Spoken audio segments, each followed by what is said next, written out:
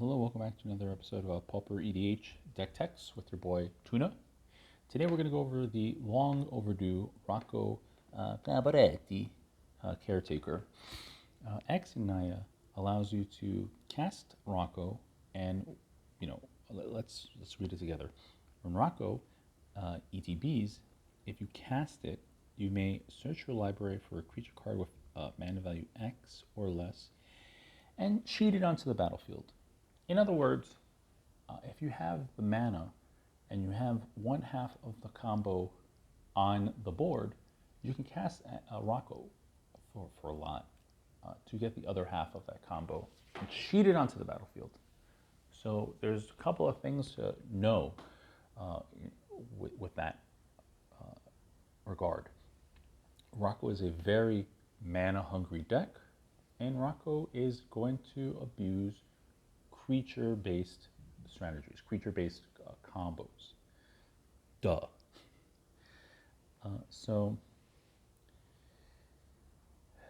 Being in Pauper, we're limited from what we can do, and a lot of the combos do seem clunky, and that's because they are clunky. But let's figure that out. Let's figure that out. We don't have, being in commons only, we don't have access to more busted, powerful cards, so we have less bricks that we draw into, less bricks in our hand. Now, before we get into the deck tech, we have to address how crazy it is that these 3-color uncommons have been introduced to the game. They're really, really overpowered. I know that in Pauper EDH, any uncommon can be your general. It's really none of my business. I don't care.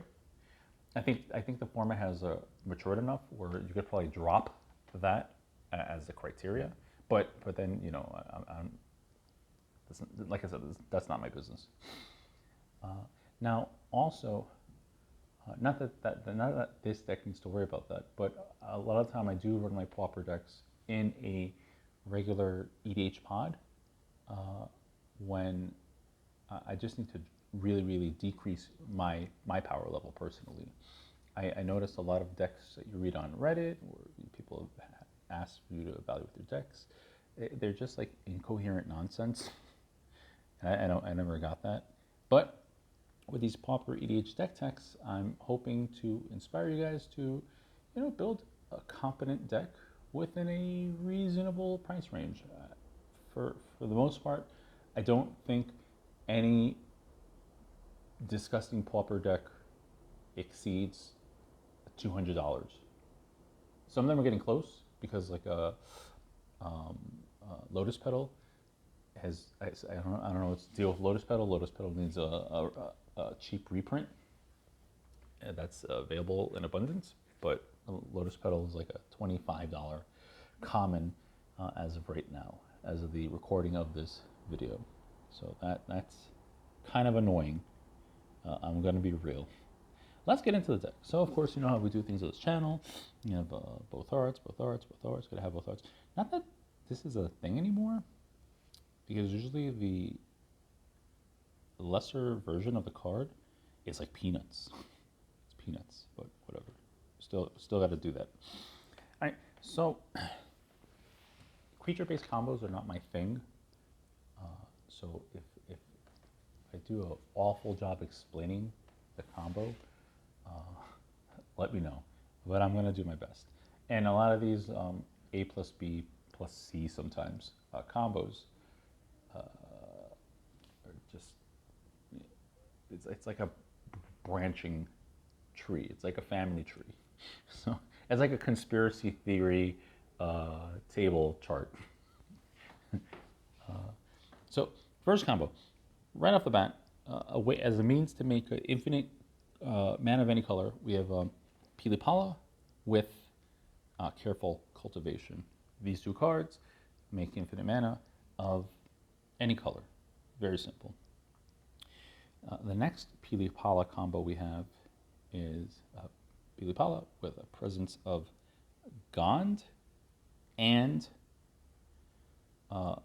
specifically an Ashnod's Altar. Again, we can make infinite mana of any color. I guess the creature will be sacked to the Ashnods, making the 2 to untap the Pilipala. And of course, Pilipala is kind of trash because it has summoning sickness. So that's a thing. Next, we have a million ways to abuse Ivy Lane Denizen, a thick creature at 4 CMC. Yikes! But we can make a couple of ways to make infinite red mana using either the Ivy Lane or a first day of class. So the next couple of combos are going to be either or. This one will have either or. Some sort of persist creature, and this deck has 3. I think there are 3 as of right now. One of these sack outlets that produce a mana. So we have a Thermopod, and we have a Skirk Prospector. Skirk only synergizes with the Scuzzback Marauders. But anyway, combination of these cards make infinite red.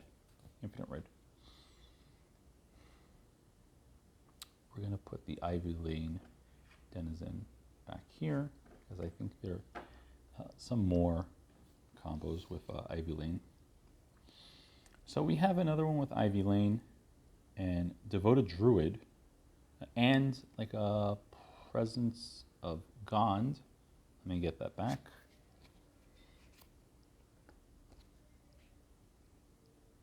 And so with Ivy Lane, Devoted Druid, and the Presence of Gond, you can create infinite 1/1s, infinite 1/1 Elf Warriors.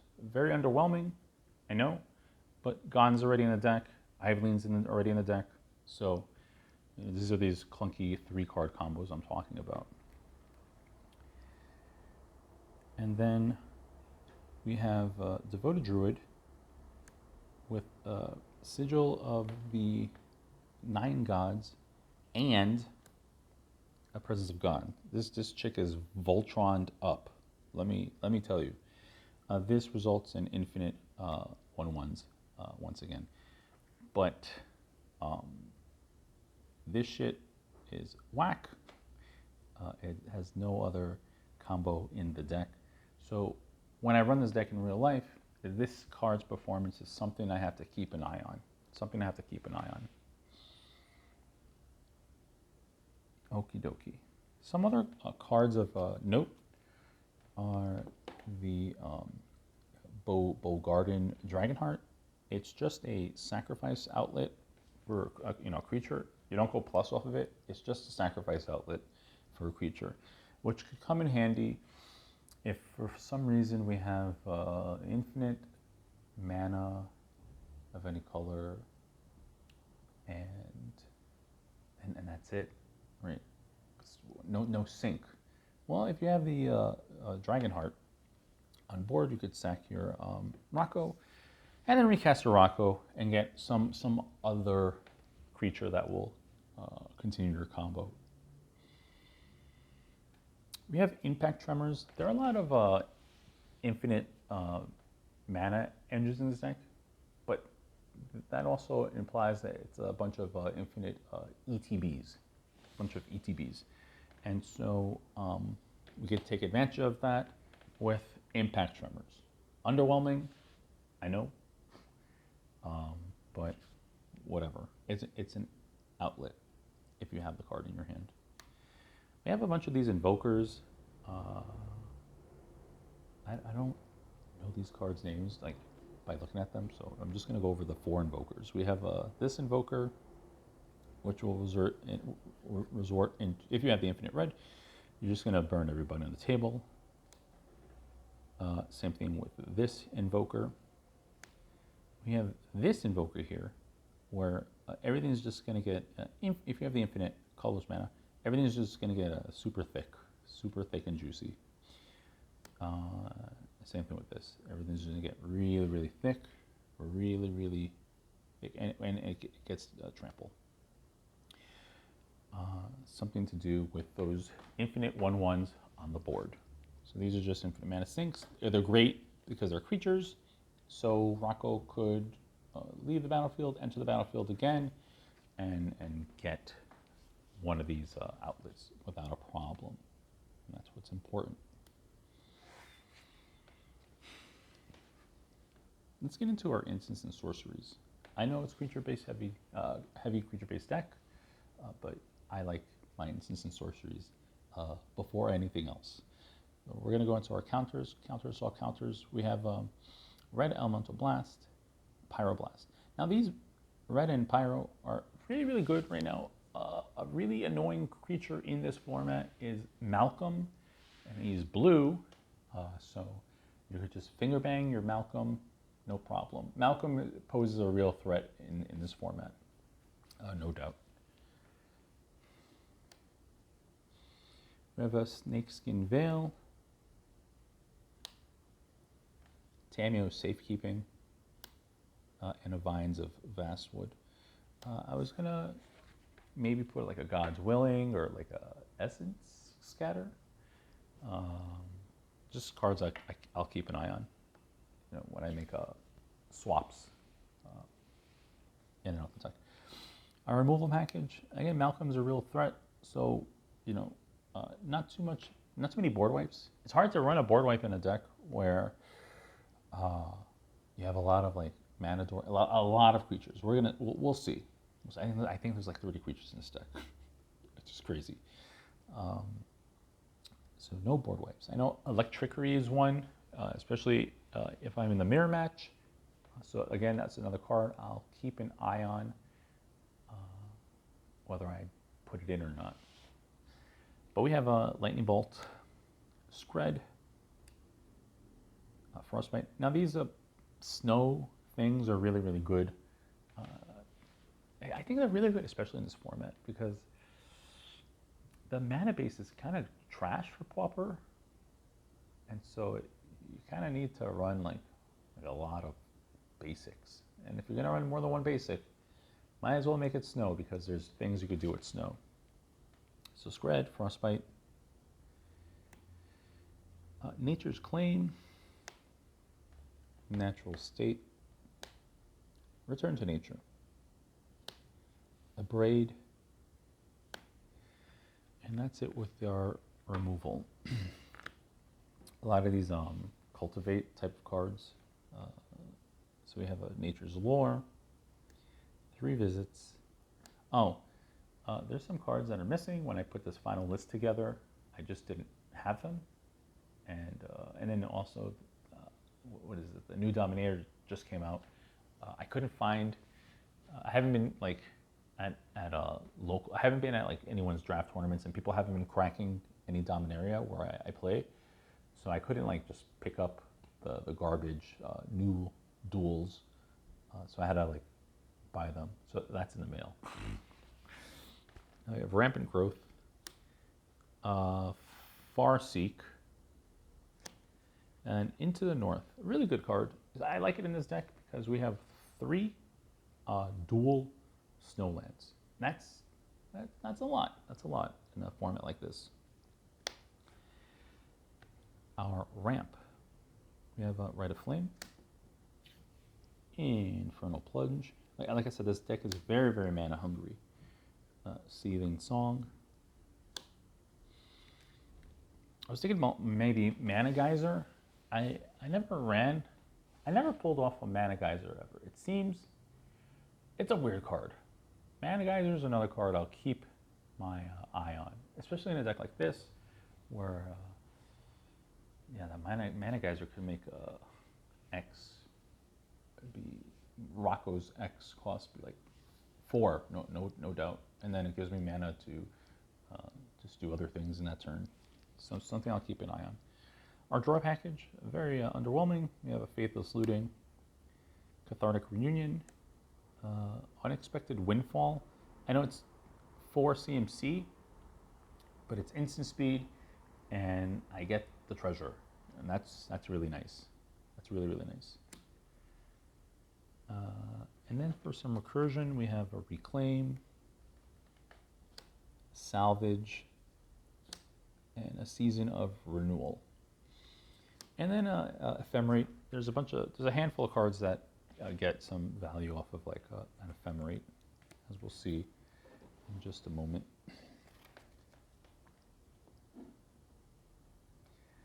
Some more ramp and dorks. We have our ritual creatures like a Simian Spirit Guide, and that's it. We have an Orcish Lumberjack, Avacyn's Pilgrim, a ton of elves, starting with an Arbor Elf, Llanowar Elf, Elvish Mystic, Vindhorn Elf, Druid of Enema, and then a Priest of Titania, which is really, really good because she makes that thick, juicy green mana with all my elves and all your elves and everyone's elves on board. Some of those ephemerate-esque creatures, right, for that ephemerate value. You have a Wood Elves, Goblin Matron. Goblin Matron's cool. It could get my skirt. It could get one of the Invoke creatures, and it gets one of the Persist creatures. Heliod's Pilgrim, and Totem Guide, Heart Beast. Why do they spell it like that? Why do they do this? These just get auras, but Presence of Gons and the other one, and the other one that goes infinite with Pilipala. Those are all auras, and then I think there are like 2 more auras in the deck, just to get some early value from Heliod's Pilgrim. Right? If I don't have a part A of a, that's the thing with these combos, Jesus Christ. If I don't have part A of a combo anywhere in sight, but I do have like one of these things, I don't know which aura to tutor up. So I would have to get like just something else, just to keep going, right? To do things on your turn. We have a Tuk Tuk, Rebel Fort, a very important creature in this deck. There are a handful of these janky combos where you make infinite 1/1s, right? You really can't afford to and wait another turn cycle. Just wrap up the game right then and there. Simple pimple. You have a Goblin and an Archaeomancer, okay? Just to make stuff cheaper. We have Stonework, Pack Beast, and a Prismite. I don't know why both. Maybe I just need one. Again, I'll keep an eye on this.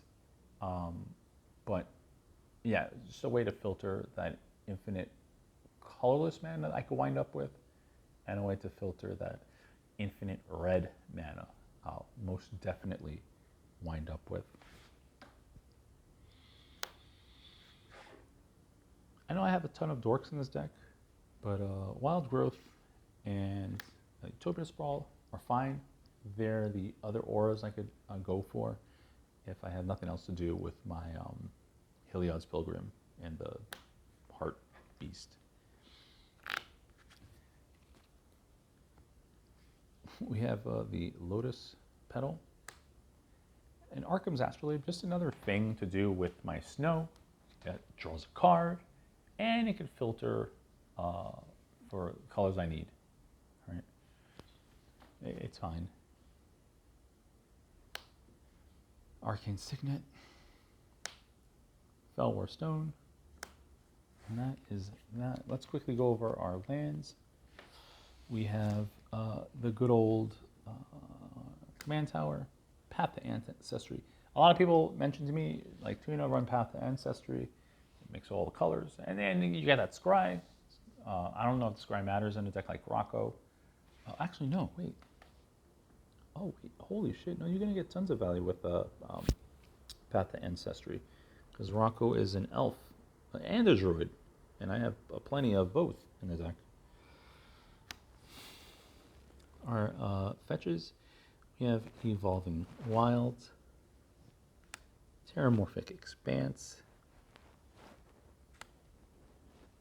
Ash Barrens. I know that we have the fetches from Neon Dynasty. I mean, not Neon Dynasty. Gapang. Gapang, yeah. But I kind of like them less and less.